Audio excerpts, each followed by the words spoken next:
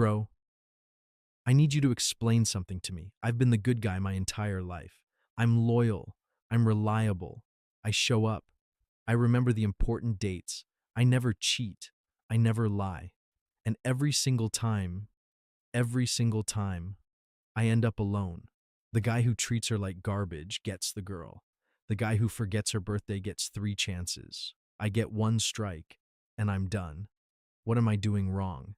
Is being a good man actually a disadvantage? He's been the good guy his entire life, and it has cost him everything. Let's talk about why.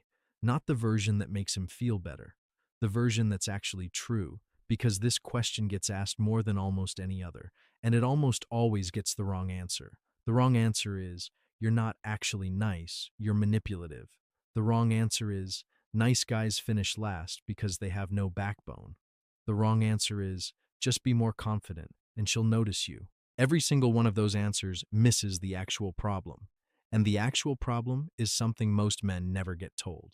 Not by their fathers, not by their friends, not by any advice column that has ever existed. We're going to go through what's actually happening psychologically when a woman loses attraction to a nice guy. We're going to look at what the internet says and take it apart. And then we're going to talk about the 3 types of men who write me this exact message and why 2 of them are going to keep getting the same result, no matter what they do next. Let me be precise about something first. Being kind is not the problem. Loyalty is not the problem. Showing up is not the problem. The problem is something that wears the costume of kindness. It looks like generosity from the outside. It feels like love from the inside.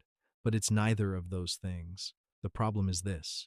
The nice guy is not giving. He is investing. And there is a difference so fundamental that confusing the two will cost a man his entire romantic life. When you give, genuinely give, you give without expectation. You do something kind because doing it feels right, because making someone happy matters to you. Full stop. The outcome doesn't change what the gesture was worth. When you invest, you give in order to receive. You remember the birthday because you believe that remembering the birthday will translate into appreciation, into attraction, into her choosing you. The kindness is not the point. The return on the kindness is the point. And women, not all women, not consciously, but consistently, can feel this difference. Not because they're cruel, because humans are wired to detect inauthenticity. We evolved to sense when someone's behavior has a hidden agenda, and consistent, relentless niceness, with an unspoken expectation attached to it, reads, at the level of instinct, not intellect, as manipulation. She doesn't think he's being nice because he wants something. She feels something about this doesn't add up. And that feeling kills attraction faster than almost anything else. The nice guy doesn't understand this. He doubles down. He becomes nicer. He gives more. He makes himself more available, more accommodating, more agreeable. And every time he does, the feeling gets stronger. Something about this doesn't add up until she ends it and tells him he was too nice. And he spends the next 3 years trying to figure out what that means. I know what you're thinking. You're thinking about the other guy, the one who forgets her birthday and gets 3 chances, the one who disappears for a week and she takes back, the one who is objectively worse than you on paper and somehow wins anyway. Let me tell you what's actually happening there. And it's not what the internet tells you. The internet says she's attracted to bad boys because she's damaged, because she has daddy issues, because women secretly want to be treated badly. This is wrong. It's also lazy, and it lets the nice guy off the hook for something he should be examining. Here's what's actually true. The man who treats her badly, in the cases where she keeps coming back, is almost never trying to keep her. He has his own life, his own priorities, his own direction. She fits into that life, or she doesn't. He's not organizing his existence around her presence. That is not cruelty. That is independence. And independence is one of the most attractive qualities a person can have because it signals that you have a self, a real, separate, unconditional self that exists whether she stays or goes. The nice guy has no unconditional self. His self is contingent on her. When she's happy, he's happy. When she's distant, he panics. When she seems to be pulling away, he pursues harder. Every part of his behavior communicates the same thing. I need you to be okay. And neediness, at the level of instinct, reads as weakness. Not because weakness is wrong, because neediness signals that you do not have your own foundation, that your stability depends on someone else's choices. And no one can build a relationship on someone else's foundation. It will collapse the moment that person shifts. The man who treats her badly doesn't win because he treats her badly. He wins in spite of it. Because underneath the bad behavior, there is something that reads as real. A person who exists independently of her reaction to him. The nice guy loses not because he's kind, because there's no one underneath the kindness. I went through the forums, the comment sections, the self-improvement content. Here's what I found. Reddit, relationship advice. A man posts that he's been the perfect boyfriend, attentive, loyal, communicative, and she left him for someone who treats her worse. He wants to know what he did wrong. Top comment, 11,000 upvotes. You didn't do anything wrong. She's just not ready for a good man. You'll find someone who appreciates you. 11,000 upvotes. For advice that is completely useless. Not because it's cruel, it's genuinely kind, but because it tells him exactly what he wants to hear, instead of what he needs to hear. It confirms the story he already has. I was good. She was wrong. I just need to find the right person, and he will walk into the next relationship with the exact same dynamic, the exact same hidden investment strategy, and the exact same result. The kindest thing you can tell that man is not that she wasn't ready. The kindest thing is, something in the dynamic you created pushed her away, and until you understand what it was, you will keep recreating it. But that gets 200 upvotes. The comfortable version gets 11,000. TikTok. A woman posts a video saying, I used to date nice guys and always ended up unhappy. Now I'm with someone who challenges me, and I've never felt more alive. 83,000 likes.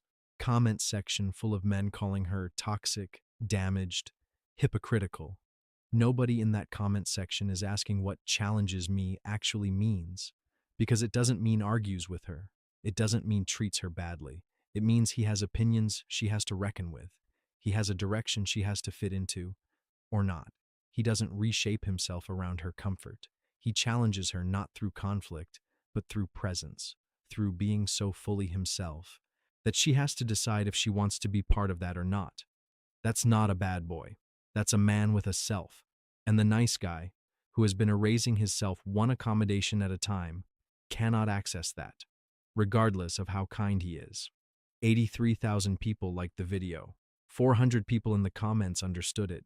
The other 82,600 spent the afternoon being angry at a woman for accidentally describing exactly what they're missing. And then there's the men's channel advice. Just stop being nice. Be an asshole. Be unavailable. Make her chase you. Play the game. This is the worst advice of all. Not because being unavailable is always wrong, because this advice treats the symptom and ignores the disease. The problem was never that he was too kind. The problem was that he was using kindness as a strategy, replacing that strategy with a different strategy. Unavailability, aloofness, manufactured scarcity doesn't fix the problem. It just changes the mask, and eventually the mask comes off, and underneath it, the same man who needs her approval is still there, just angrier and more confused about why it's still not working. Here is an analogy that changed how I think about this. A mirror reflects. Whatever you put in front of it, it shows back. It has no perspective of its own, no preference, no direction. It simply reflects. A window shows you something that exists independently of you. You look through it, and you see a world that was there before you arrived, and will be there after you leave. It doesn't change based on who's looking. The nice guy is a mirror. He reflects back whatever she needs. She's sad. He's sad with her. She's happy. He amplifies her happiness. She pulls away. He adjusts to bring her back. There is no fixed point, no independent perspective, no window to look through, just a very attentive, very responsive surface that shows her herself. And at first, this feels like intimacy. Being deeply seen and deeply met feels good. But over time, something happens. You cannot fall in love with your own reflection. You can be comforted by it, validated by it, temporarily soothed by it, but you cannot build a life with it because it has no life of its own. The man who treats her badly is often just a window. He's not performing independence. He's actually independent. He has a world she can look into, opinions that don't shift when she pushes, priorities that exist before she arrived. And that world, that fixed, real, unconditional world, is what she's drawn to. The nice guy needs to stop being a mirror, not by becoming cold, not by becoming unavailable, by developing a window, by building something behind his eyes that exists whether she's looking or not. Type 1. The nice guy who knows he's nice and resents it. He's been keeping score. Every birthday remembered, every favor done, every sacrifice made. He has an internal ledger that would fill a spreadsheet, and every entry is proof that he deserves better than what he gets. This man is not kind. He is owed, and the energy of being owed, which he cannot hide, which leaks into every interaction, is felt by every woman who gets close to him. She doesn't know why she feels vaguely uncomfortable when he does something generous. She just knows something feels off. He will eventually explode. At her, or at the idea of women in general. He'll say he wasted his kindness on people who didn't deserve it, and he'll be partially right, but about the wrong thing.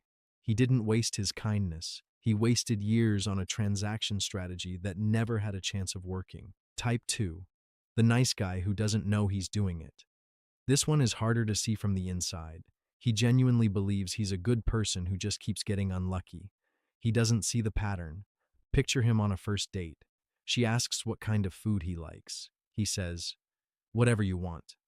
She asks what he wants to do this weekend. He says, "I'm flexible. What sounds good to you?" She asks his opinion on something she said. He agrees. She asks what he's passionate about.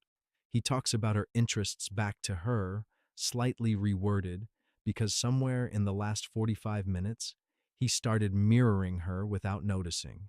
He thinks this is consideration. It is erasure. He is disappearing in real time, right in front of her, and calling it being a good listener. He doesn't see how he shrinks himself in every relationship, how his opinions become less firm, his interests less present, his life less his own.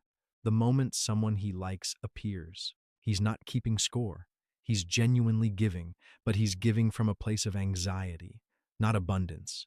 He's nice because the alternative, being fully himself with all his rough edges and strong opinions and inconvenient needs, feels too risky. What if she doesn't like the real version? Better to give her the easy version and hope the easy version is enough. It's never enough, because she can sense the easy version is a performance, even if she can't name it. And you cannot fall in love with a performance. You can enjoy it, but you cannot build a life with it. Type 3, the man who was a nice guy and figured it out. He didn't become an asshole. He didn't start playing games. He did something much harder. He rebuilt from the inside. He found the thing, the work, the creative obsession, the physical practice, the philosophy that mattered to him independently of whether anyone was watching. He developed opinions he was willing to defend. He made decisions based on what he actually wanted, instead of what would make her most likely to stay. He stopped being a mirror, not by covering it, by building a window, and the relationships he has now are different. Not because he found better women, because he became someone who a woman can actually be with. A person who exists fully and separately, who chooses her not from need, but from genuine preference. There's a difference between a man who stays because he can't leave, and a man who stays because he chooses to stay every day. Women feel this difference in their bones, and only one of those men keeps her respect over time. So, back to the man who wrote in. You asked if being a good man is a disadvantage. The honest answer is, being a good man is never the problem. Being a hollow performance of a good man. Kindness as strategy, loyalty as investment, niceness as a way to make yourself safe. That is the problem. And the reason it's hard to see is that from the inside, it feels like love. It feels like giving. It feels like being better than the guy who forgets her birthday. But love that requires a return is not love. It's commerce. And the moment she stops paying, with attention, with affection, with choosing you, the whole structure collapses because the structure was never built on something real. The question is not how to be less nice. The question is, who are you when no one is watching? What do you want when her approval is not a factor? What would you choose if the outcome had nothing to do with whether she stays? That man, the one who exists when no one's looking, is the one worth knowing. Build him, not for her, not so she comes back, not so the next one stays. Because a man who knows who he is doesn't need to be nice to be chosen, he just needs to show up. And that turns out to be more than enough. A mirror has no weight. You can move it anywhere, hang it in any room, point it in any direction. It adapts completely to wherever you put it. A window is fixed. It shows one thing, the same view, every time, whether you want it or not. You have spent years being a mirror, lightweight, adaptable, showing people whatever they needed to see. It's time to become a window, pick a direction, build something behind your eyes that doesn't move when she looks away. That view, the one that's there whether anyone is watching or not, that's the one worth staying for.